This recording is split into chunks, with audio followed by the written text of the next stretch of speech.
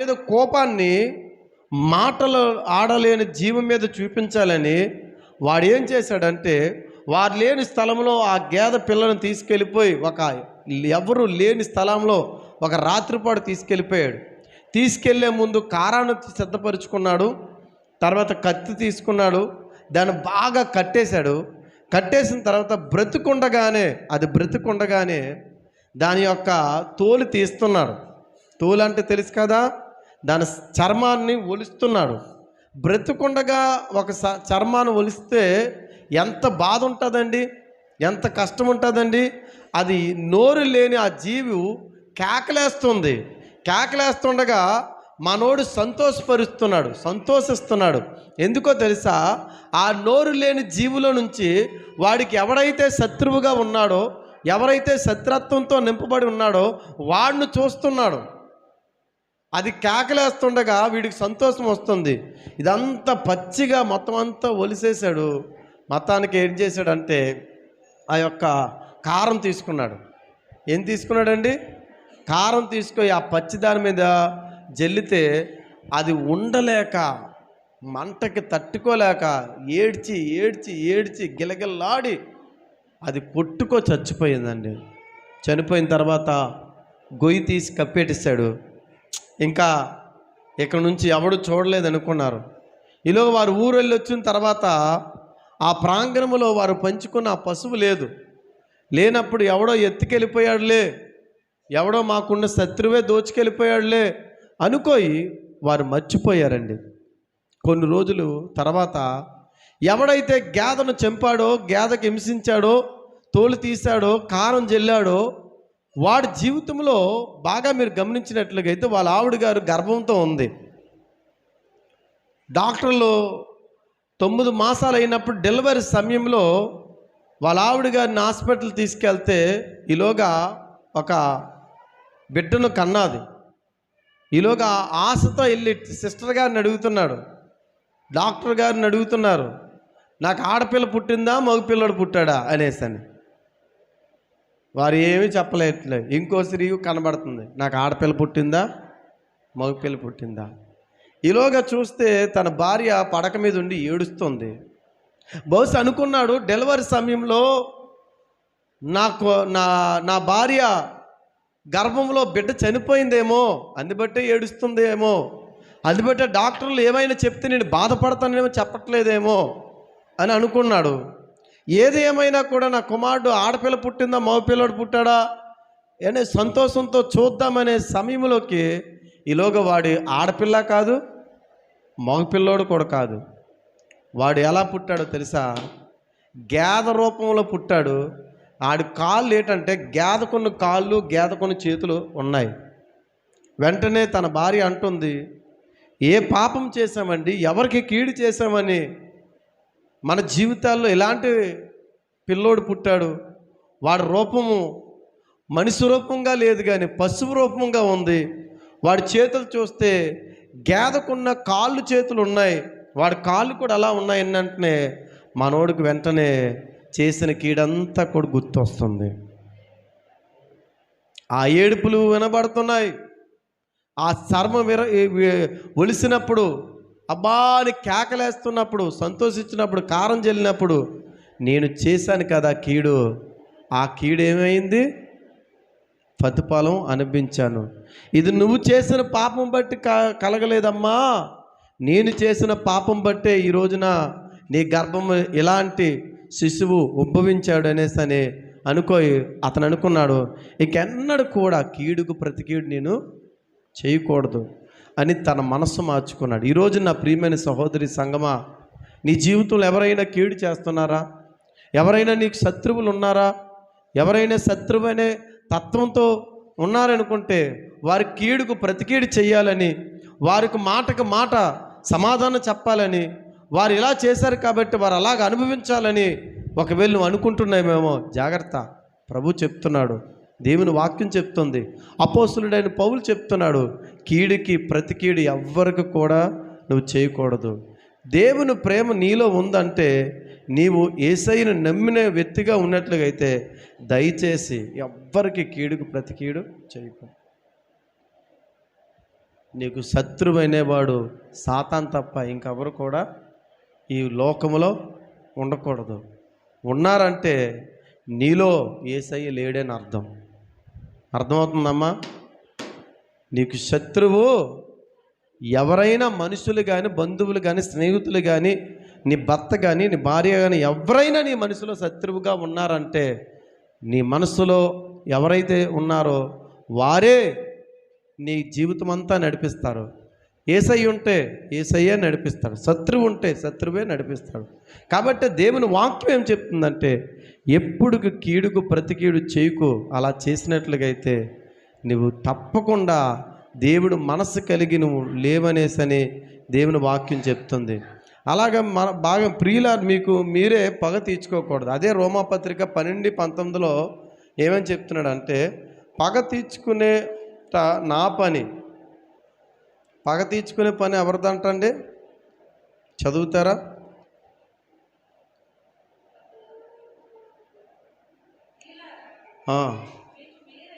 మీకు మీరే పగ తీర్చుకొనక దేవుని ఉగ్రతకి చోటు ఇవ్వండి.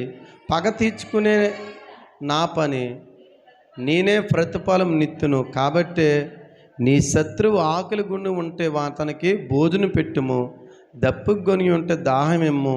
అలాగ చేయటం వలన అతని తల మీద నిప్పులు ఏం చేస్తున్నావు? తల మీద నిప్పులను ఏం చేస్తున్నావు? మంటను ఏం చేస్తున్నావు? చల్లార్చిన వాడు అవుతావు. దేవుని వాక్యం ఏం చెప్తుంది? పగ తీర్చుకునే పని ఎవరిదంట చెప్పాలా? ఎవరిదంటండి? పగ తీర్చుకునే పని అసలు మనది కాదంట. నీకు ఎవడైనా శత్రువు ఉన్నాడా? నిన్ను హింసిస్తున్నాడా? తిడుతున్నాడా? నీ కోసం చెడ్డ మాటలు చెప్తున్నాడా? వాడి పట్ల నువ్వు పగ తీర్చుకోవడం కాదు, వాడిని తీసుకెళ్ళి దేవుడికి అప్పచెప్పేస్తే చాలు.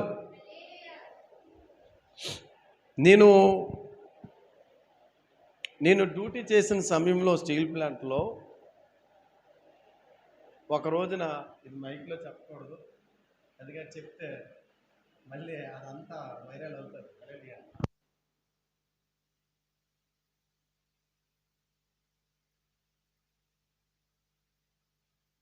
ఎక్కువ పని చెప్తున్నాడు, చేయవలసిన పని కన్నా ఎక్కువ పని చెప్తున్నాడు అతను. అయితే నేను అయినా భరించుకుంటూ చేస్తూ ఉండేవాడిని. నేను మనసులో అనుకున్నాను, ప్రభువా, ఎవరో ప్రార్థన చేశాను అంటే రెండో రోజు డ్యూటీకి వెళ్ళాలని నా భయం వేసేస్తుంది. ఎందుకని? నేను చేయవలసిన పని కన్నా ఎక్కువ పెడుతున్నాడు, ఎక్కువ పని చెప్తున్నాడు. అది నేను చేయడానికి కూడా కావాలనే చేస్తున్నాడు. పాస్ అవుతున్న రాడ్ను కూడా ఫెయిల్డ్ చేసేసి, పాస్ అవ్వలేదు మళ్ళీ నువ్వు తీసుకురా అంటున్నాడు. అది పాస్ అయ్యిందో లేదో నాకు తెలుసు, ఎందుకంటే ఆ మిషన్ ఆపరేటింగ్ చేస్తాను కాబట్టి అది ఎంతవరకు వెళ్తుందో ఆ రీడింగ్ అంతా నాకు తెలుసు. అలాగని మనం అతను ఏం అనలేం. అతను ఒక అధికారి, మనం మామూలు తన కింద పని చేసిన వాళ్ళం. ఆ రోజు నేనేం చేశానంటే, అలాగని పగ తీర్చుకోలేం. ప్రభువా, మరి నువ్వు అతను చూసుకో, ఆయన బట్టి నేను డ్యూటీకి కూడా వెళ్ళలేకపోతున్నా, వెళ్ళాలని భయం వేస్తుందని నేను అన్నాను అంతే. మరస్ట్ రోజు నేను వెళ్ళవాడికి డ్యూటీలో అతను లేడు. లేకపోతే నేను అడిగాను మామూలుగా, ఆయన రాలేదంటే జ్వరం వచ్చింది, బాగలేదు, రాలేదు, 2 రోజుల తర్వాత మళ్ళీ వచ్చేస్తాడు అని అంటే సరేలే అనుకున్నాను. 3వ రోజు అవుతుంది, 2వ రోజు అవుతుంది, 3వ రోజు, 4వ రోజు, వారం రోజులు రావట్లేదు. ఇదేంటి రావట్లేదు అంటే అప్పుడు వార్త వచ్చింది, ఆయన చనిపోయాడని. ఏంటండి? చనిపోయాడని వచ్చింది. హఠాత్తుగా గుండె అయిపోయి ఇంట్లో. అతను యవనస్తుడే నన్ను కూడా తిట్టాడు. పని చేసినప్పుడు ఏదో మరి మాట అనేవాడు, తిట్టాడు, ఇష్టం వచ్చిన వాళ్ళు తిడుతున్నాడు. తిట్టినా ఏం చేసినా నేనేం అనలే. పగ తీర్చుకున్న పని ఎవరిది? శత్రువుగా చూసేటట్లుగా మనం ఉండకూడదు. అయితే నేను ఆ ప్రార్థన చేయడం మానేశాను అప్పటి నుండి. ప్రభువా, నీకు అప్పచెప్తే ఏంటండి, ఇంతలా చేసేస్తారా? దేవుడికి మనం అప్పచెప్పితే జాగ్రత్త. మనం పగ తీర్చుకుంటే మనం ఎవరిని సాధించలేము. పగ ఇంకా ఎక్కువ అవుతుంది తప్ప, కానీ దాన్ని కంట్రోల్ చేసే శక్తి నీకు లేదంట. దేవుడికి అప్పచెప్పితే దాన్ని ఆయన చూసుకుంటాడంట. హల్లెలూయా. ఈ రోజున కీడుకు ప్రతి కీడు మనం చేయకూడదు. దేవునికి శత్రువు పగ తీర్చుకునే పని కూడా నీది కాదు, అది ఎవరిదంటండి? దేవునిదని చెప్తుంది. మనం మేలు చేసేవారికే మేలు చేస్తాం, అవునా కాదా? ఎవరైనా మనకు మేలు చేశారనుకో, మనం ఏం చేస్తాం? మేలు చేస్తాం. కీడు చేసేవారికి మేలు చేస్తామా? చెయ్యం. ఒక వ్యక్తి నన్ను బాగా తిడుతున్నాడు, తనకు నా కోసం చెడ్డగా చెప్పుకుంటూ వెళ్తున్నాడు. ఇలా వెంకానపాలెం జంక్షన్లో బండి ఆగిపోయింది. ఎవరిది? నన్ను తిట్టేవాడు బండి ఆగిపోయింది. ఇప్పుడు ఏం చేయాలా? నాన్నకతలు ఒక విశ్వాసం ఎక్కించుకెళ్తున్నాడు. బండి ఆఫ్ చేస్తున్నారేటంటే, పాస్టర్ గారు అండి ఆయన నీ కొరకు ఊరంతా కూడా శాంతింపేస్తున్నాడు, ఇలా తిడుతున్నాడు, అలాగ అంటున్నాడు, బండి పోనీ అంటున్నాడు. ఎవరు? నా పక్కన అయితే. నేనన్నాను అతని దగ్గరికి వెళ్ళి, ఒక్క 5 నిమిషాలు నువ్వు ఇక్కడ ఉంటే నీకు నేను పెట్రోల్ తీసుకొస్తానని నేనే పెట్రోల్ షాప్కి వెళ్ళి 1 లీటర్ పెట్రోల్ కొట్టించి తీసుకెళ్ళి ఆయన బండిలో వేసి మీరు వెళ్ళండి అంటే అలా చూస్తున్నారు. ఇది కళ నిజమా? ఇతన్నే కదా నేను తిట్టాను, ఇతన్నే కదా నేను అలా అన్నాను. ఇతను బండి ఆగిపోతే ఇంతమంది అప్పటి నుంచే 10 నిమిషాల నుంచి ఉంటున్నాడు. ఎవడు పెట్రోల్ తీసుకొస్తాడండి? అంటే అతను మనకు కీడు చేశాడని మనం మేలు చేయకుండా ఉండాలా? మేలు చేసేవాడికే మేలు చేయడం కాదు, కీడు చేసేవాడికి కూడా మేలు చేసి చూడు. అప్పుడు నీ ప్రేమ ఏంటో దేవుడికి ఏంటంటే అతనికి అర్థం అవుతుంది. ఈరోజు నా ప్రియమైన సహోదరి సహోదరులారా, దేవుని వాక్యం ఏం చెప్తుందంటే, మత్తయి సువార్తలో, లోకా సువార్తలో 6 అధ్యాయం 27, 28 వచనాల్లో మేలు చేసేవారికి మేలు చేయడం కాదు, కానీ కీడు చేయవారికి కూడా మేలు చేయాలనేసనే దేవుని వాక్యం చెప్తుందండి. చదువుతారా? లోకా సువార్త 6 అధ్యాయం 27, 28.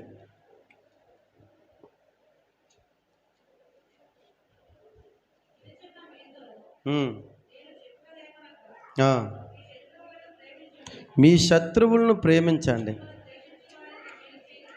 మిమ్మల్ని ద్వేషించే వారికి. హల్లెలూయా. యేసుక్రీస్తు చెప్పిన ప్రతి ప్రసంగము కూడా ఒక వ్యక్తిని మార్చగలిగినంత శక్తి ఉందండి. హల్లెలూయా. అందుబట్టే ఈ ప్రపంచంలో ఉన్నతమైన పుస్తకముగా, గంధంగా, పవిత్రమైన పుస్తకంగా, పేరు ప్రాఖ్యాతిగాంచిన దేవుని గంధంగా ఉందంటే కారణం ఏంటో తెలుసా? దేవుని పరిశుద్ధమైన వాక్కు యథార్థమైనది. హల్లెలూయా. యేసుక్రీస్తు వారు ఏం చెప్తున్నాడంటే, మీకు మేలు చేసేవారికే కాదు, కానీ కీడు చేసేవారికి కూడా మేలు చెయ్యండి అని దేవుని వాక్యం చెప్తుంది. ఈ రోజున ఎవరైతే మమ్మల్ని హింసిస్తున్నారో, ఎవరైతే మిమ్మల్ని అర్థం చేసుకోలేకపోతున్నారో అలాంటి వారికి మీరు మేలు చేయండి, మీరు ప్రేమ చూపించండి. మీ ప్రేమ ఏంటో, మీ యొక్క త్యాగం ఏంటో, మీ మాట ఏంటో, మీ విలువేంటో వారికి తెలుస్తుంది. హల్లెలూయా. ఒక కోపంగా ఉన్న భర్తను మార్చాలంటే భార్యలు ఏముండాలా? ప్రేమ ఉండాలా, మంచి ఉండాలా, సహనం ఉండాలా. అన్నీ ఉంటేనే ఆ భర్తను మార్చుకోగలుగుతుంది. ఒకవేళ ఆ ప్రేమ ఆప్యాయత తనలో లేనట్లుగా అయితే ఆ ఇంట్లో రోజు గొడవలే, ఒక్కరోజు కూడా సుఖం ఉండదు, ఒక్కరోజు కూడా ప్రేమ ఉండదు, ఒక్కరోజు కూడా సమాధానం ఉండదు. కారణం ఏంటో తెలుసా? వారి జీవితాల్లో ఎట్టి పరిస్థితుల్లో ఓర్చుకునే గుణలక్షణం లేదు. కాబట్టే ఈ రోజున దేవుని వాక్యం ఏం చెప్తుందంటే, కీడు చేసేవారికి నువ్వు మేలు చేసే మనసుగా నువ్వు మారాలి. అలా ఎప్పుడైతే నువ్వు మారుతావో వాడిని మార్చుకోగలుగుతావు. ఒక రోజున ఒక ఆమె దేవుడిని నమ్ముకుంది. దేవుడిని నమ్ముకోకముందు తన చాలా గయ్యాలండి. ఈదిలో నిలబడితే చాలు ఆమె నోరు తెరిస్తే ఎవరు కూడా గొడవకు వెళ్ళలేరు, అంత రౌడీలా ఉంటుంది. అలాంటి ఆమెకి ఎవరో కరపత్రాలు పంచుతూ యేసుప్రభు నిన్ను ప్రేమిస్తున్నాడు, ఆయన నమ్ముకో అంటే మొత్తానికి యేసుప్రభుని నమ్ముకుంది. నమ్ముకుని వెంటనే ఒకప్పుడు ఎంతో గోల చేసే ఆమె, గొడవలాడే ఆమె, భర్తను కూడా గౌరవించలేని ఆమె, ఒకవేళ పిల్లల్ని కావచ్చు, ఇల్లుని కావచ్చు, ఒక నరకంగా చూసే ఆమె ఈరోజున యేసుప్రభుని నమ్ముకున్న కాడి నుంచి ఆమె బాగా మారింది. సాత్వికుడైన భర్త కోపయిష్ఠుడు అయిపోయాడు. ఎలాగైపోయిందంటే అండి, రివర్స్ అయిపోయింది మ్యాటర్ అంతా. ఎలాగైపోయిందండి? ఒకప్పుడు ఎవరు కోపం పడేవారు చెప్పాలా? భార్య. భర్త ఎలా ఉండేవాడు? కాముగా ఉండాడు. భార్య మారింది అనవాడికి భర్త ఎలా అయిపోయాడు? ఒక్కడిలోని విడిచిపెట్టి 7 దయ్యాలు వెళ్ళేట్లుగా ఈమెలో విడిచిపెట్టిన దయ్యాలన్నీ ఎవరిలోకి వెళ్ళాయి? భర్తలోకి వెళ్ళాయి. మొత్తానికి ఈమె చర్చికి వస్తుండే, ఎక్కడికి వెళ్ళావు అంటున్నాడు. చర్చికి వెళ్ళానండి, దేవుని మాటలు విన్నాను. ఒకప్పుడు ఎక్కడికి వెళ్ళావు? ఎక్కడికి వెళ్తే నీకు ఎందుకురా, మాళ్ళు కూర్చోక. ఏంటండి?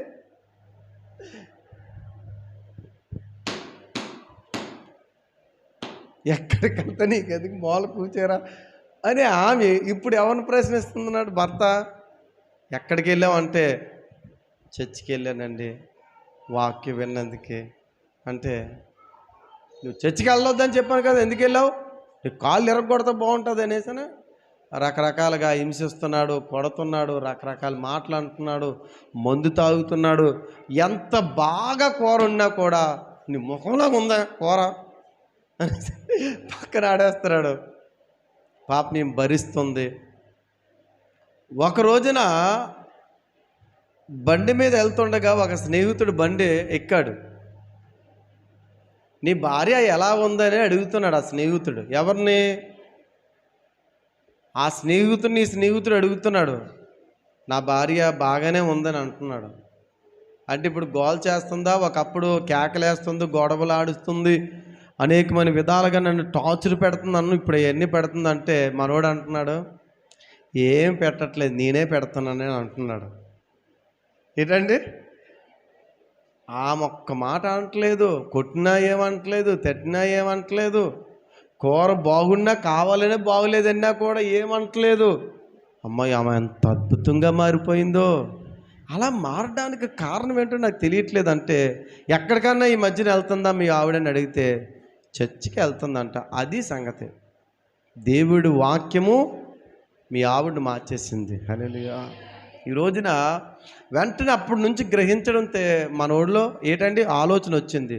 నిజమే కాదా, ఒకప్పుడు ఆమె కోపం పడేది, ఒకప్పుడు నన్ను తిట్టేది, ఒకప్పుడు నాకు మర్యాద ఇచ్చేది కాదు, ఇప్పుడు ఏంటంటే ఇంత మారిందంటే నిజంగా ఆ దేవుడిలో చాలా శక్తి ఉందని గ్రహించి తన కూడా మారిపోయాడండి. పాస్టర్ గారి దగ్గరికి వెళ్ళి బాప్తీసం ఇవ్వండి పాస్టర్ గారు అంటుంటా, వాళ్ళ ఆవిడ పక్కనుండి ఇతను ఎవరండి బాప్తీసం అడుగుతున్నానంటే, మీ ఆయనేనమ్మా, మీ ఆయన మీకు గుర్తులేదా? ఈరోజు నా ప్రియమైన వాళ్ళారా, సహిస్తే, భరిస్తే, శత్రువులను కూడా ప్రేమిస్తే నీ సహనము, నీ ప్రేమ కఠినమైన వ్యక్తిని కూడా మార్చగలుగుతుంది. హల్లెలూయా. నువ్వు యేసుప్రభు కోసం చెప్పవసరం లేదు, బైబిల్ ఇవ్వవసరం లేదు, ఏది చేయవసరం లేదు, నీ ప్రవర్తన బట్టి మార్చుకోగలుగుతావంట. హల్లెలూయా. ఈరోజు నా ప్రియమైన సహోదరి సహోదరులారా, అలాగ మనం ఉండాలని ప్రభు కోరుకుంటున్నాడండి. హల్లెలూయా. దావీదు జీవితంలో భోజనానికి పిలిచి చంపుదామని ట్రై చేశాడు. సౌలుని ఏంటండి భోజనానికి పిలిచి హీటతో పొడిచి చంపుదామనేసి ఎన్నో పర్యాయములు చేశాడండి. ఈ రోజున అయినా కూడా దావీదు చేతుకు సౌలు అనేక సార్లు దొరికినా కూడా దావీదు సౌలును చంపలేదండి. ఎందుకు చంపలేదంటే దావీదు మనసంతా కూడా దేవుని మీద ఉండేదండి. అందుబట్టే దావీదు ఎప్పుడు కూడా ఎవరికి కీడు చెయ్యాలని ఆలోచన కలిగి ఉండేవాడు కాదు. కానీ దేవునికి కీడు ఎవరు చేస్తారో తెలుసా? శత్రుత్వం మనిషి ఎప్పుడొస్తుందో తెలుసా? ఉదయాన్ని ఎవరైతే ప్రార్థన చేయరో వారి మనసంతా కూడా దుష్టుడితో మార్చబడుతుందంట. దావీదు ప్రతిరోజు ప్రార్థన చేస్తున్నాడు, ఒకరోజు ప్రార్థన చేయలేని దాన్ని బట్టి మనోడికి ఏంటండి కీడు చేయాలని ఆలోచన వచ్చింది. ఎవరికి కీడు చేయాలని ఆలోచన వచ్చింది? పక్క స్త్రీని చూశాడు. తన భర్త మంచివాడైనా కూడా తన భర్తను కూడా యుద్ధంలో ముందు ప్లేస్లో పెట్టి చంపించేశాడు. హల్లెలూయా. ఈ రోజున అంత కీడు నువ్వు చేస్తున్నావంటే నువ్వు ప్రార్థన చేయట్లేదు, ఉదయాన్ని నువ్వు లెగట్లేదు, ఉదయాన్ని ప్రార్థన చేసే మనసు నీకు రావట్లేదు. ఉదయాన్ని నువ్వు ప్రార్థన చేసే మనసు ఎప్పుడైతే వస్తాదో ఆ రోజున నువ్వు ఎవ్వరికీ కీడు చేయవు. హల్లెలూయా. దేవుని వాక్యంలో త్వరగా నేను ముగించాలనుకుంటున్నాను, ఎందుకంటే సమయం చాలా తక్కువగా ఉంది కాబట్టి. రెండవది ఏంటంటే 2 రాజుల గ్రంథం 5వ అధ్యాయం 2వ వచనం చదవండి ఒక్కసారిగా. 2 రాజుల గ్రంథం 5వ అధ్యాయం 2వ వచనం చదవండి.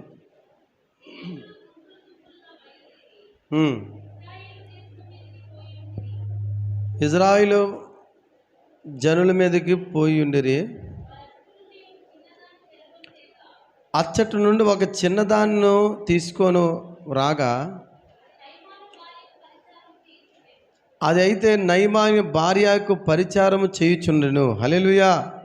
ఈ రోజున ఈ వాక్యాన్ని బట్టి మీకు అర్థమైనది విషయం ఏంటంటే, ఒక రోజున సిరియా సైనికులందరూ కూడా యెరూషలేం మీదకి యుద్ధానికి వెళ్ళారు. యుద్ధానికి వెళ్ళినప్పుడు వారు ఏం చేశారంటే అక్కడ ఒక చిన్నదం కనబడ్డది. చిన్నదంటే ఏదో చిన్నపిల్ల కాదు, ఒక యవనస్తురాలు స్టేజ్ వచ్చిన వాళ్ళందరినీ కూడా చిన్నది అనే బైబిల్లో సంభాషణ చేసేవారు. ఈ చిన్నదాన్ని చూసినప్పుడు ఎవరు చూశారు ఈ చిన్నది దాన్ని? నయమాన్ అనే ఒక సైన్యాధిపతి చూశాడు. ఈ సైన్యాధిపతి ఆలోచన కలిగి ఉన్నాడు, ఈ చిన్నదైతే మా ఇంట్లో పనులు చేయడానికి బాగా. అమ్మ వాక్యం వింటున్నారా? నిద్రపోయిన వారు గట్టిగా హల్లెలూయా చెప్తారా? హల్లెలూయా.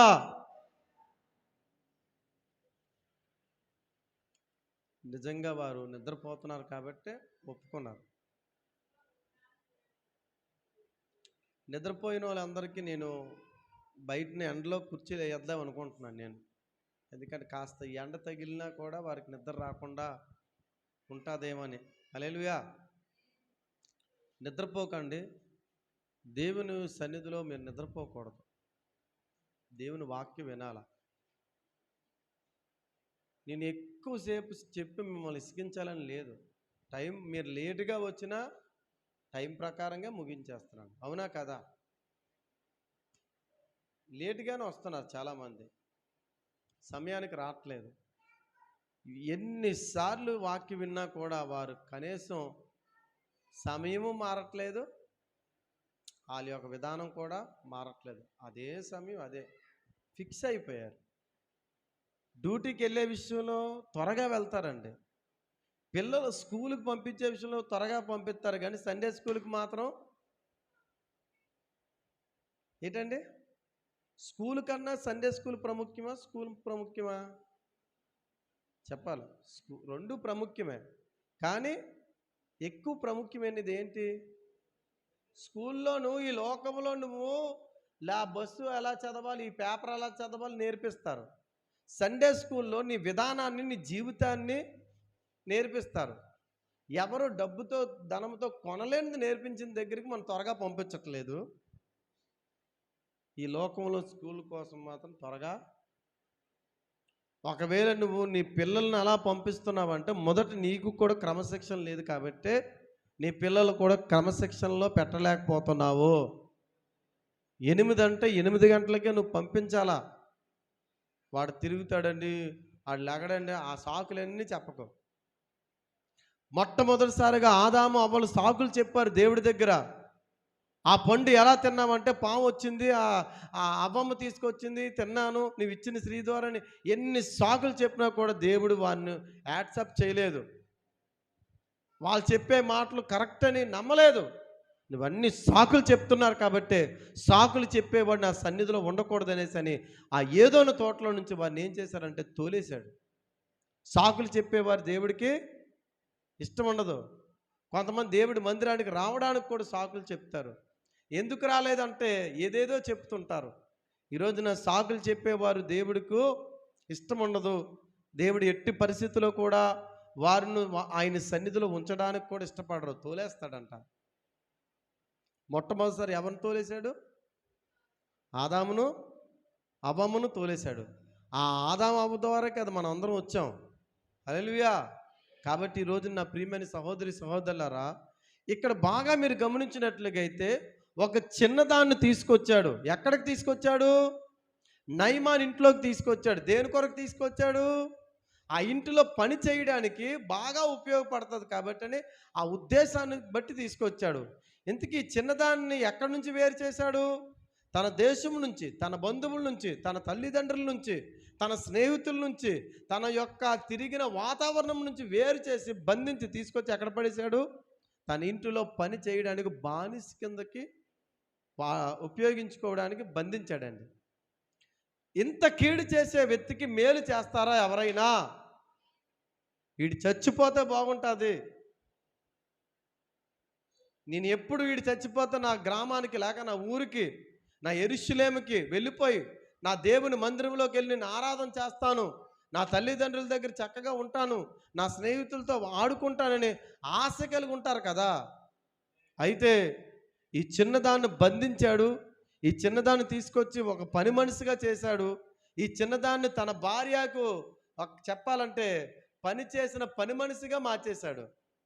అక్కడ రాయబడిన మాట మీరు గమనించినట్లుగా అయితే, నయమాన్ ఇంటిలో ఒక పరిచారకురాలుగా అంటే పనిచేసే వ్యక్తిగా ఉండడానికి తీసుకొచ్చాడంట.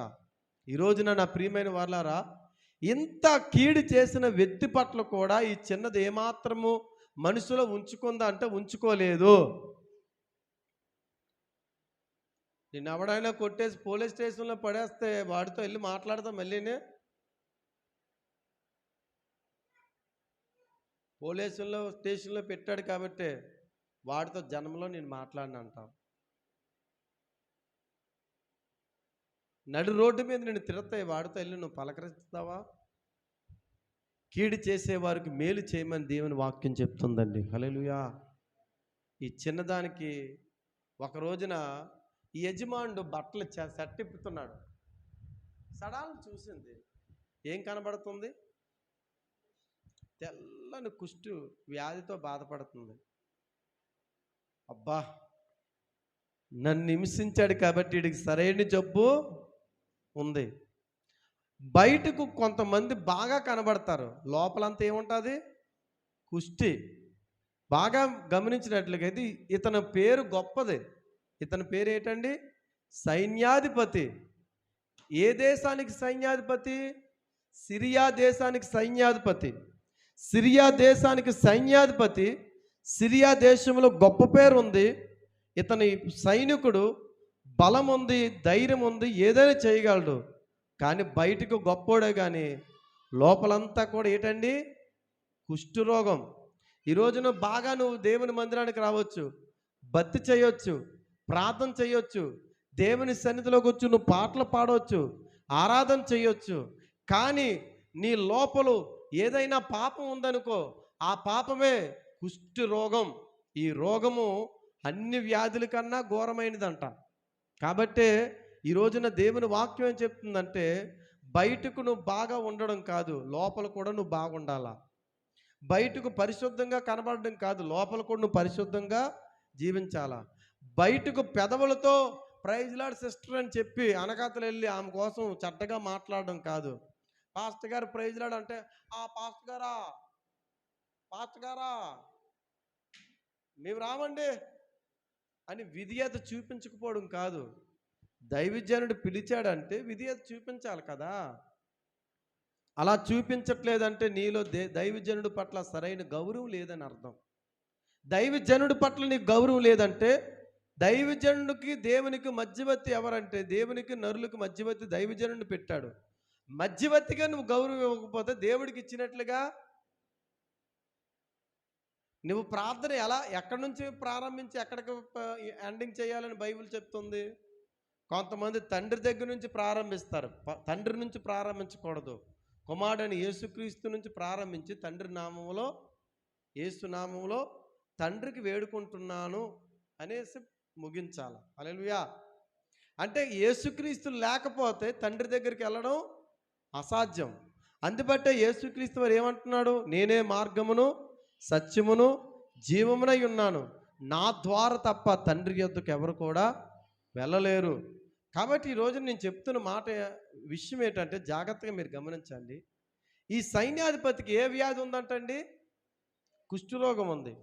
కుష్ఠరోగం ఉండేటప్పుడు ఈ చిన్నది ఏం చెప్తుందంటే, సుమియాని పట్టణంలో ఒక దైవజనుడు ఉన్నాడు. సోమరంలో ఏంటండి ఎవరున్నారు? ఒక దైవజనుడు ఉన్నాడు. ఆ దైవజనుడి దగ్గరికి వెళ్ళినట్లుగైతే ఖచ్చితంగా నా ఏలినవాడు, నా యజమానుడు బాగుపడతాడు. ఇప్పుడు శత్రువుల ఇంట్లో కూడా ఈమె సువార్త చేస్తుందండి. ఏం చేస్తుందండి? సువార్త చేస్తుంది. కీడు చేసేవారికి కూడా నువ్వు దేవుని ప్రేమ మాటలు నువ్వు చెప్పగలుగుతున్నావా? కీడు చేసేవారి దగ్గరికి కూడా వెళ్ళి యేసుక్రీస్తు నిన్ను ప్రేమిస్తాడు, నువ్వు బాగులేదా, ఆయన దగ్గరికి వెళ్తే పలానా దగ్గర చర్చ్ ఉంది, పలానా దగ్గర సేవకుడు ఉన్నాడు, యేసుక్రీస్తు నమ్ముకుంటే నీ జీవితం బాగుంటుంది, నువ్వు స్వస్థపరచబడతావు అని చెప్తావా? నీకు అనుకూలమైన వారికే చెప్తావు తప్ప కానీ శత్రువులకి వెళ్ళి నువ్వు చెప్పాలంటే నీ తరం కాదు. శత్రువులు కూడా, హింసించేవారికి కూడా, బంధించేవారికి కూడా, బాధ పెట్టేవారికి కూడా మేలు చేయడానికి ఆలోచిస్తుంది ఈ చిన్నది. హల్లెలూయా. ఈ చిన్నది ఏం చేస్తుందండి?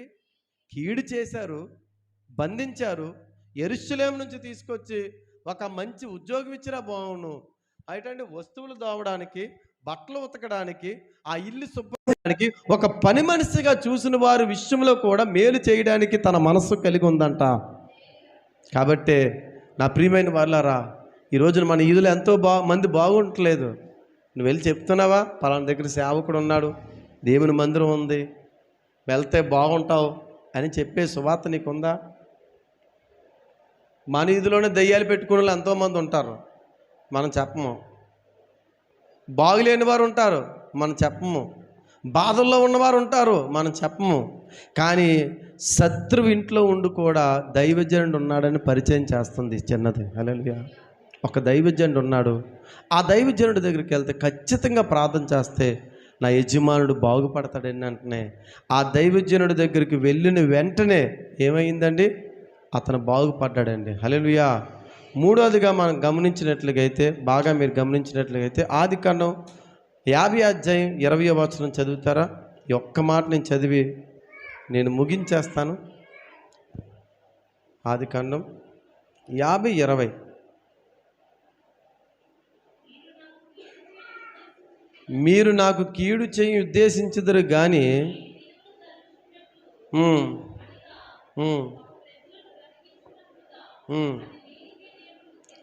అది మేలుకే చేశాడంటనే. హల్లెలూయా.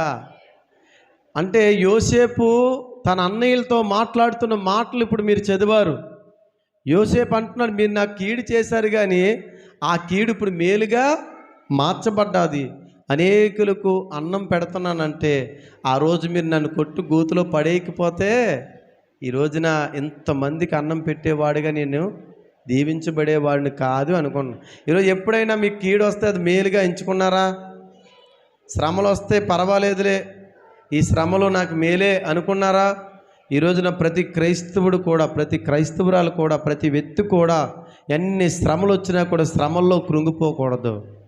అది నా మేలుకే, అది నా మంచికే. ఈరోజు బాగులేకపోయినా రేపైనా దేవుడు నా జీవితంలో మేలు చేస్తాడని విశ్వసించాలా. యోసేపు అదే అనుకున్నాడంట. కీడు చేశారు. ఎవరు కీడు చేశారు? యోసేపుకి అన్నదమ్ములు కీడు చేశారు, గోతులో పడేశారు. వారికి అమ్మితే వారు ఇంకొకరికి అమ్మారు. అంటే బంతిలా తిరుగుతున్నాడు. ఇంకా వారు మిద్యానీయులకి అమ్మితే మిద్యానీయులు ఎవరికి అమ్మారంట? ఐగుప్తులకి అమ్మారంట. ఐగుప్తులకి అమ్మిన తర్వాత ఐగుప్తులో వచ్చి ఫోతోఫర్ ఇంట్లో పని చేస్తే ఫోతోఫర్ భార్య ఏం చేసిందండి? నిందేసింది, తీసుకెళ్ళి జైల్లో పడేసింది. జైల్లో పడేసిన తర్వాత, జైల్లో బాధలు హింసలు అనిపించిన తర్వాత, ఏంటి ప్రభా నన్ను ఆశీర్వదిస్తానని చెప్పావు, అన్నదమ్ములందరూ వచ్చి నీ యొక్క ఎదుట సాష్టంగా నమస్కారం పడతారని సూర్యుడు చంద్రుడు నక్షత్రాలు చూపించావు, పనులు చూపించావు, నువ్వు గొప్పవాడిని చేస్తానని చెప్పావు. గొప్పవాడిని చేయడానికి ఇదేనా నువ్వు నా జీవితంలో చేయడానికి అని మనం అయితే ప్రశ్నిస్తాం. అవునా కాదా? ప్రశ్నిస్తామా లేదా? ఇప్పుడు మీకు దర్శనం వచ్చిందండి, నువ్వు ప్రధానమంత్రి అవుతావు నా కుమారుడు అని దేవుడు మాట్లాడాడు. ప్రధానమంత్రి అవ్వాలంటే కనీసం ఎలక్షన్లో నుంచునే అర్హత రావాలి. ఏమీ రావట్లేదు. నిన్ను ఎవడో పెట్టుకున్నాడు, తీసుకెళ్ళి గోతులో పడేశాడు, తీసుకెళ్ళి అమ్మేశాడు, అమ్మేసిన తర్వాత జైల్లో ఆడేశాడు. జైల్లో ఆడేస్తే నువ్వు ప్రధానమంత్రి ఎలా అవుతావు?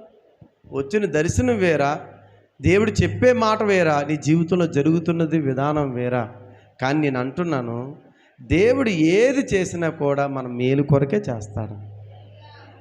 నువ్వు సరసాల్లోకి వెళ్ళా మేలే, గోతులో పడేసినా మేలే. యోసేపు ఎక్కడికి వెళ్ళా కూడా యోసేపుని బట్టి ఇతరులకు కీడు జరగలేదంట, మేలే జరిగిందంట. ఎలాగ చెప్తున్నారు పాస్టర్ గారు అంటే, యోసేపు పోతీఫర్ ఇంట్లో అడుగు పెట్టినంత ఏం జరిగింది? అడుగు ఇలా పెట్టాడు, ఏం జరిగింది? ఆ ఇల్లంతా కూడా దీవం పడ్డది.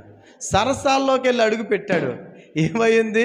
సరసాల్లోకి 2 ఖైదీలు వస్తే వాడికి కళ్ళు వస్తే కళలు భావం చెప్పాడు, ఒకడిని చంపేస్తాడు, ఒకడికి మళ్ళీ ఉద్యోగం వస్తుంది. ఎక్కడ అడుగు పెట్టినా కూడా యోసేపు బట్టి ఇతరులకు మేలే కలిగింది తప్ప కానీ కీడు కలగలేదు. కానీ నువ్వు అడుగు పెడితే, ఏ ఇంట్లోకి వెళ్ళి అడుగు పెట్టినా నీ బట్టి ఆ కుటుంబం ఏమవుతుంది? బాగా నవ్వుకున్న భార్యాభర్తలు కొట్టుకుంటారు.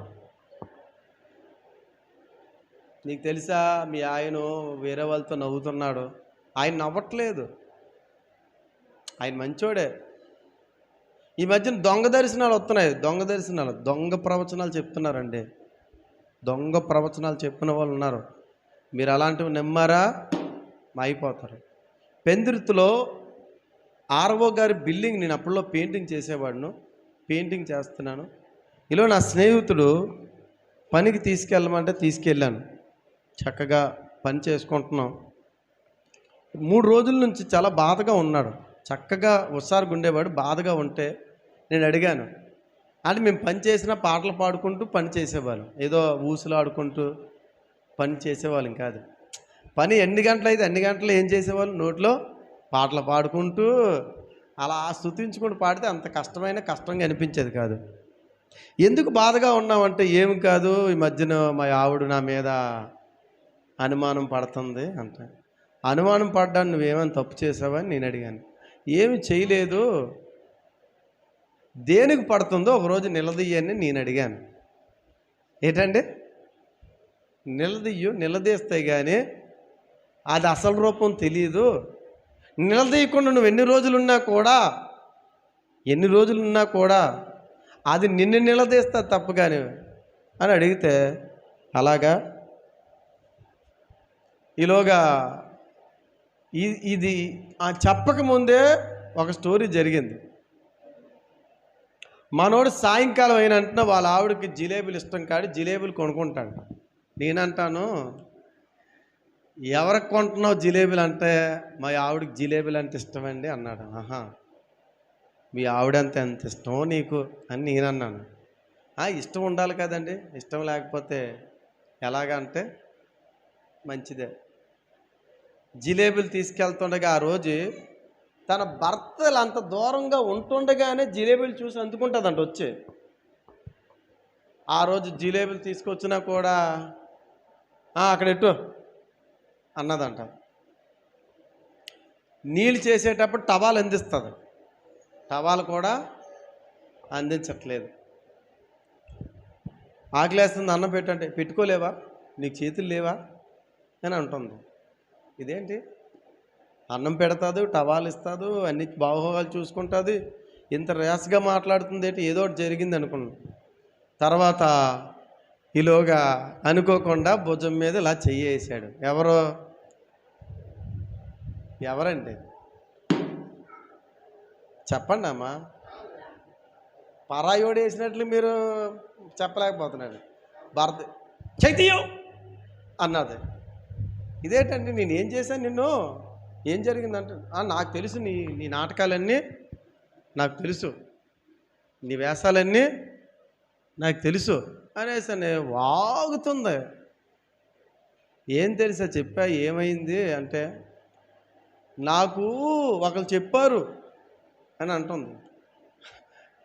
ఒకరు చెప్పారా? ఏంటి చెప్పారు చెప్పంటే, నువ్వు నవ్వకో, నటించుకో అనేసి అంటుంది. కోపం పడిపోతుంది. ఏటైందో చెప్పంటే, చెప్పండి. నువ్వు పెయింటింగ్ వేస్తున్నావంట, అక్కడ అవన్నో దైన్నో ఉంచుకున్నావంట. ఏంటి ఎవరు చెప్పారు? నేను పెయింటింగ్ వేయడమే చాలా లాంగ్లో వేస్తున్నాను, అక్కడికి వచ్చి చూసిన వాళ్ళు ఎవరున్నారు అంటే, చూసిన వాళ్ళు ఉన్నారంటే నువ్వు చేస్తున్నావా? చూడు, ఇలా మాట్లాడితే అలా మాట్లాడుతుంది. ఈలోగా ఏం జరిగిందంటే మధ్యాహ్నం పూట ఒక సిస్టర్ గారు వస్తారంట వాళ్ళ ఇంటికి. ఎవరు? ఈ భార్యాభర్తల మధ్యన ఎలాగైనా చిచ్చు పెట్టాలనుకుంటుంది ఎన్నో రోజుల నుంచి, కానీ ఆమె వల్ల అవ్వట్లేదు. చక్కగా నవ్వుకుంటున్నారు, చక్కగా తింటున్నారు.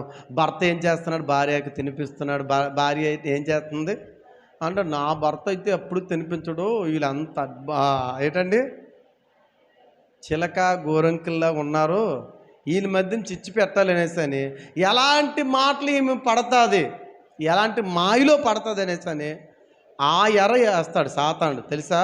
వచ్చి, నేను మొన్న సిస్టర్ గారు మీకు ఒక మాట నేను చెప్తాను అని అన్నదంట. చెప్పమ్మా అంటే, నేను ప్రార్థనలో ఉంటుండగా దేవుడు నాతో చెప్పాడు, నీ భర్త వేరే దాంతో తిరిగినట్లుగా. ఏంటండి?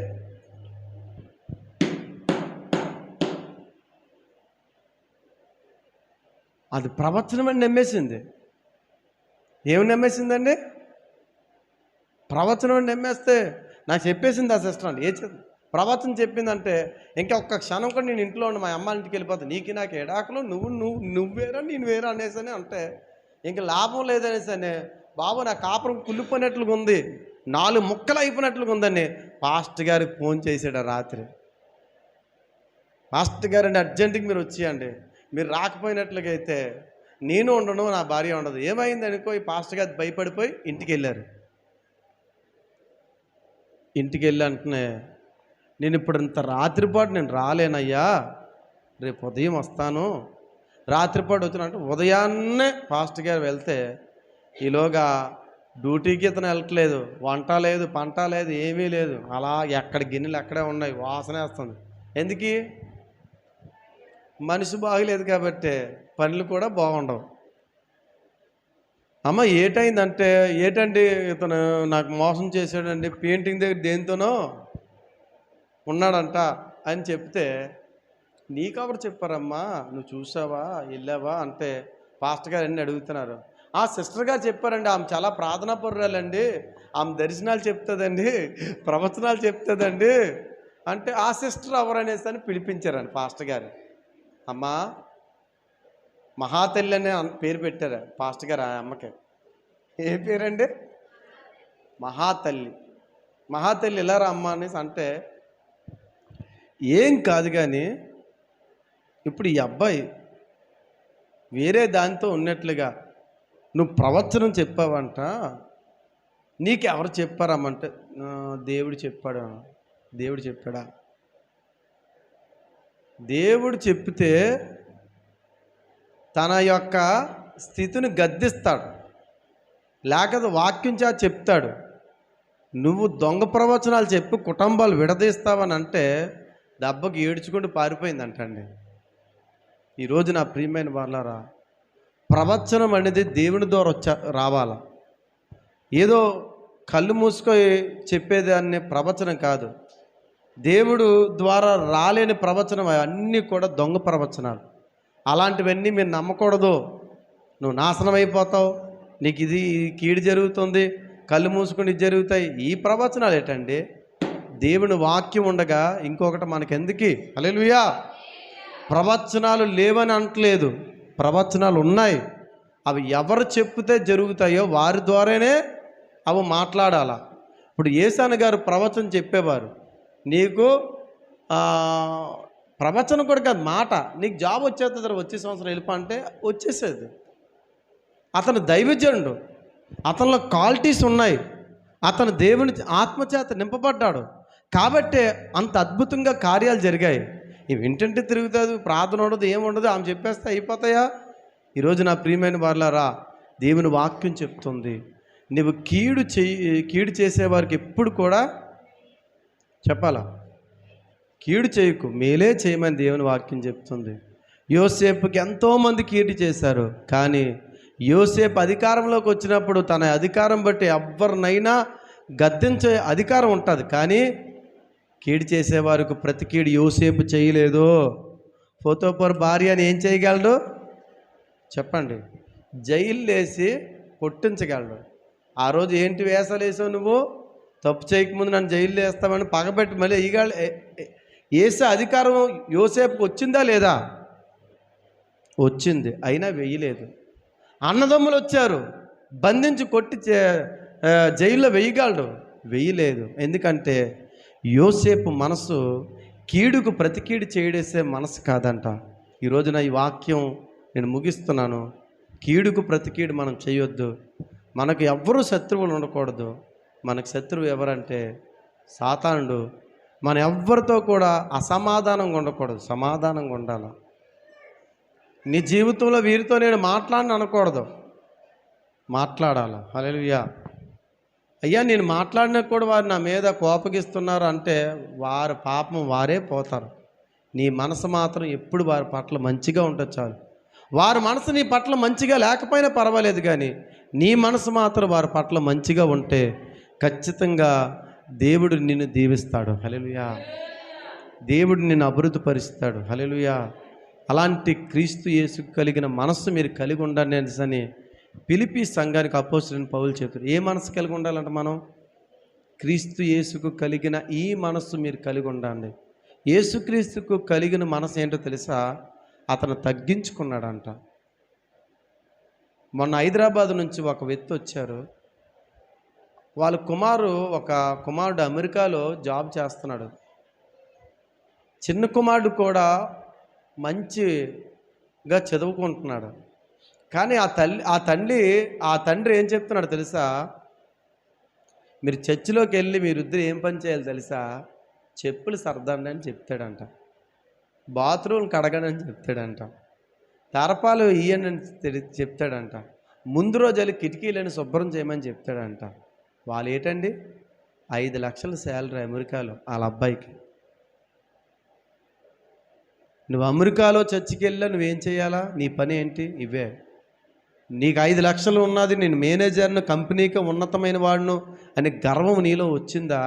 దేవుడు కొడతాడు, జాగ్రత్త అని చిన్నప్పటి నుంచి ఆ పిల్లలకి ఏమి నేర్పించాడంట?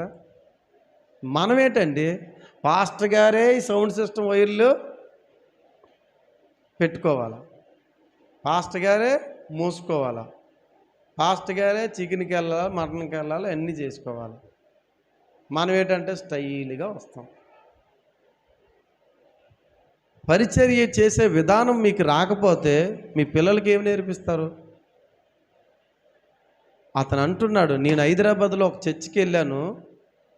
మా సేవకులు అందరికీ ఒక రకమైన బాత్రూమ్స్ ఉంటాయి. సేవకుడికి అన్నీ వేరే, కంచం వేరే, మంచం వేరే, బాత్రూమ్ వేరే, అన్నీ వేరే. అందులోకి విశ్వాసం వెళ్ళకూడదు, విశ్వాసం ముట్టుకోకూడదు. అంత కఠినంగా ఉంటుంది ఆ యొక్క దేవుడి మందిరం అంతా, ఆ రూల్స్. ఈలోగా మేము వెళ్ళవాడికి ఒక పాస్టర్ గారు వెళ్ళి రావాడు బాత్రూమ్ దగ్గర ఇలా ఉంటున్నారు. ఏంటి క్లీనింగ్ చేసే వ్యక్తులే. అతను వెళ్ళాను అంటున్నా, ఇతను వెళ్ళి మళ్ళీ క్లీనింగ్ చేసి వచ్చి ఆ కుర్రోడు ఇలా ఉండేవారు.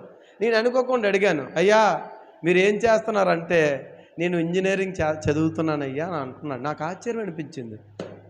ఏంటండి, ఇంజనీరింగ్ చదువుతున్న వ్యక్తివే బాత్రూమ్ దగ్గరే కడగడానికి ఉన్నావా? దేవుడు పరిచయం చేస్తే జీవితంలో మేము దీవింపబడతామని మా తల్లిదండ్రులు చెప్పారయ్యా. ఈరోజు నా ప్రియమైన వారలారా, మీ పిల్లలకు మీరు ఏం చేయాలా? దేవుడు పరిచర్య నేర్పించాలి. ఆ పరిచర్య చేసే విధానం ఎవరైతే తగ్గించుకుంటారో వారిని దేవుడు దీవిస్తాడండి. హల్లెలూయా. యేసుక్రీస్తు మనసు ఎలాంటిది? తగ్గించుకునే మనసు. తగ్గించుకున్నాడు. ఎంతగా తగ్గించుకున్నాడంటే తన వెనకాతలు తిరుగుతున్న శిష్యులు కాలు కూడా కడిగాడు. ఎంతగా తగ్గించుకున్నాడంటే తన సిలువలో ఆయన కొట్టినా కూడా కీడుకు ప్రతి కీడు చేయలేదు, కానీ వీరేం చేస్తున్నారో తెలియదు, వీరిని క్షమించాలని అన్నాడు. అలాంటి మనసు సంఘంలో ప్రతి వ్యక్తికి ఉండాలండి. ప్రతి సహోదరితో ప్రేమగా మాట్లాడాలా, ప్రతి వ్యక్తితో నువ్వు వందనాలు చెప్పాలా. ఎక్కడ చిన్న పరిచర్య జరుగుతుందంటే వాలిపోవాలా, చెయ్యిసే ఆ పని అయినంత వరకు ఉండాలా. పాస్టర్ గారు ఫోన్ చేశాడంటే అయ్యా నువ్వు వాటర్ తీసుకురమ్మంటే వెంటనే తీసుకొచ్చేయాలా. పాస్టర్ గారికి మనం టైమింగ్ చెప్పకూడదు, మనం ఏంటండి దేవుడికి పాస్టర్ గారికి టైమింగ్ చెప్పేవారు ఉంటాం. కొన్నిసార్లు అయితే వెళ్తే మనకేంటి అనేసి ఉండిపోతాం. దైవజనుడి మాటకు విధేయత చూపించకుండా ఎంతకాలం నువ్వు జీవించినా కూడా నీకు ఆశీర్వాదం రాదు. వస్తుందా? యోధ యేసుక్రీస్తుతో విధేయత చూపించలేదు కాబట్టి ఆశీర్వాదం పొందుకున్నాడా? పొందుకోలేదు. 11 మంది విధేయత చూపించారు. వారు పరలోకములో సింహాసనం మీద కూర్చున్నారంట. హల్లెలూయా. విధేయత చూపించలేని వాడు నరకంలోకి వెళ్ళిపోతే, విధేయత చూపించిన వారు అందరూ కూడా సింహాసనం మీద కూర్చున్నారంట. సంఘాలు కట్టారంట, సువార్త ప్రకటించారంట, వారు దేవుని కొరకు మరణించారంట. హల్లెలూయా. మాకి దైవజనులు ఉన్నారు, మాకు అధికారులు ఉన్నారు, మాకి నాయకులు ఉన్నారు. వారు అర్ధరాత్రి అప్పుడు ఫోన్ చేసినా కూడా వెళ్ళి వాలిపోతానండి నేను. హల్లెలూయా. ఈరోజు వరకు కూడా, ఈరోజు నేను సేవకుడిని అయ్యాను కదా, వారి నుంచి ఆలి సేవకులు నేను సేవకులు, ఇందులో ఎంత ఏముంది? వాళ్ళు చెప్తే నేను వినడం ఏంటనేది ఉండదు. ఒరిస్సా మీటింగ్కి వెళ్ళాం మొన్న. ఎక్కడికి వెళ్ళామండి అమ్మా? జాగ్రత్తగా మనం ఒరిస్సాకి ఒరిస్సాకి వెళ్ళాను నేను. మీటింగ్కి నన్ను పిలిచారు. మీటింగ్ పిలిచినోడు మీటింగ్లో ఉంటాడా, పని చేస్తాడా? 1000 మందికి భోజనాలు వండాను. ఎంతమందికి? మీటింగ్కి వెళ్ళకుండా పరిచయం. ఆ పాస్టర్ గారు అన్నారు, భోజనాలు వండడానికి ఎవరు రాలేదు పాస్టర్ గారు అండి, ఏమని అర్థం అవ్వట్లేదు, నేను వండేస్తాను అయ్యా అని అంటే, ఉదయం 500 మందికి, రాత్రి 500. మనం దేనికి వెళ్ళాం? నేను మంచి వైట్ బట్టలు వేసుకో బాగా టిప్ టాప్గా తయారై వెళ్తే నాతో పాటు ఇంకొక పాస్టర్ గారు వచ్చారు, ఇంకో వ్యక్తి వచ్చారు. వెంటనే ఆ పాస్టర్ గారు, మీరే ఉల్లిపాయలు కట్ చేయండి. ఈలోగా అతను వచ్చి, మమ్మల్ని దేనికి తీసుకొచ్చారండి మీరు అంటున్నారు. అంటే ఉల్లిపాయలు కట్ చేయమంటున్నాడు ఏంటి అతను అంటే, కట్ చేయండి, దేవుడిచ్చినది బాగా. ఇంకో అతను, చింతపండు పిసకరా నువ్వు. వాళ్ళిద్దరు నా మీద గొడవకు వచ్చారు. పాస్టర్ గారు మీరు దేనికి తీసుకెళ్ళారండి? చింతపండు పిసకడానికి తీసుకెళ్ళారా, ఉల్లిపాయలు కొయ్యడానికి తీసుకెళ్ళారని నన్ను నా మీద గొడవకు వస్తున్నారు. నాకు కూడా తెలియదు ఇక్కడికి వచ్చినంత వరకు చింతపండు పిసకాలని, ఉల్లిపాయలు కొయ్యాలని, బియ్యం కడగాలని, పొయ్యి ఊదాలని ఈ పనులు నాకు మీటింగ్ పిలిచారాలు. మీరు నా బట్టలు చూసన్నా మీరు గ్రహించాలి కదా అంటే, మరి అతను మన సేవకులం కదా, ఆయన ఏంటి అంత గర్వంగా చెప్తున్నాడంటే అనవసరం. దేవుడు మనకి ఈ దినానికి ఈ పని ఇచ్చాడు, మనం చెయ్యడమే. ఈలోగా పొయ్యి వెలిగించేసేసి వెంటనే అప్పటికే టైం అయిపోయింది, 11 అయిపోతుంది. 1 గంటకి వల్ల ఈ 500 మంది భోజనాలు ఉండాలి. ఒక 3 స్టవ్లు వెంటనే వెలిగించి ఒకటి బియ్యానికి సపరేట్ చేసేసాను. నువ్వు బియ్యం వండరా, ఇంకా ఇక్కడ ఏంటంటే గుడ్లు కూర, ఇక్కడ సాంబారు, ఇవన్నీ వండేసేసి మొత్తం అంతా వేసేసి మాకు భయంకరమైన ఎండ అంతా చేసేవాడికి మా బట్టలు ఎలాగైపోయాయి తెలుసా? మురుకు బట్టలాగా అయిపోయాయి. మీటింగ్లో లేము మేము, ఆ మూలలు కూర్చున్నాం అలాగా. మేమా కాదని మా ముఖాలు చూసుకుంటే అలాగ అయిపోయాయి. మళ్ళీ ఒరిస్సా వస్తారని అడిగితే బాబు ఒరిస్సా రామంటున్నారా. ఈరోజు నా ప్రియమైన వాళ్ళారా, దైవజనుడే కాదు ఎవరైనా దేనికైనా పని చేసే దానికి దేవుని పని అంటే వెనకడుగు వేయకూడదంట. ఏ పని అంటే ఏంటండి? అదే ఎవరైనా ఇంట్లోనే దిగుతున్నారో వారి భోజనాన్ని వండమని మనం వండుతామా, మనం చేస్తామా? చెయ్యకపోయినా పర్వాలేదు. కానీ దేవుడు పరిచర్య అంటే, పరిచర్య విషయంలో యేసుక్రీస్తు వారు తనకు తను తగ్గించుకున్నాడంట. హల్లెలూయా. అలాంటి మనసు మనకు కావాలని ప్రభు కోరుకుంటున్నాడు. ఆ మనసు నీకుంటే నువ్వు కీడుకు ప్రతి కీడు ఎవరికి చేయవు, అసమాధానంగా ఉండవు, నీవు పగ తీర్చుకోవు, నువ్వు దేవునికే అప్పచెప్తావు. అలాంటి కృప దేవుడు మనందరికీ కూడా ఉండునుగాక. ఆమేన్. ప్రార్థన చేసుకుందాం. అందరూ కూడా తలలు వంచినట్లుగా అయితే దేవుని సన్నిధిలో అందరూ మోకరించండి దయచేసి. ఒకవేళ మోకరించలేననుకునే స్థితిలో ఉంటే నేను చెప్పలేను, కానీ మోకరించాలనే బలం ఉంటే మోకరించండి. కీడుకు ప్రతి కీడు నువ్వు చేసే వ్యక్తిగా నువ్వు ఉండకూడదని ప్రభు చెప్తున్నాడు. కీడుకు ప్రతి కీడు చేయకు.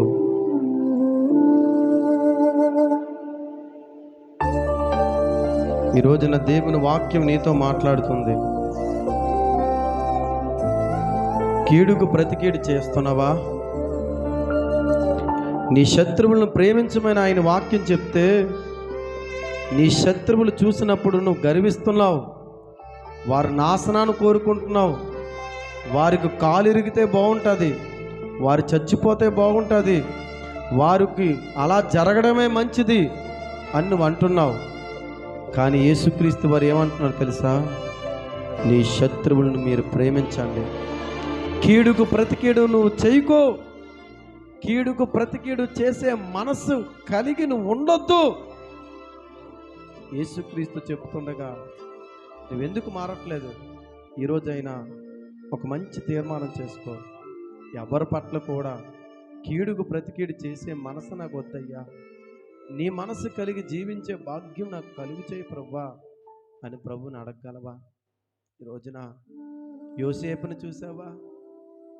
యోసేపుకి ఎంత హింసించారో, గుంటలో పడేశారు, సొంత అన్నదమ్ములే హింసించారు.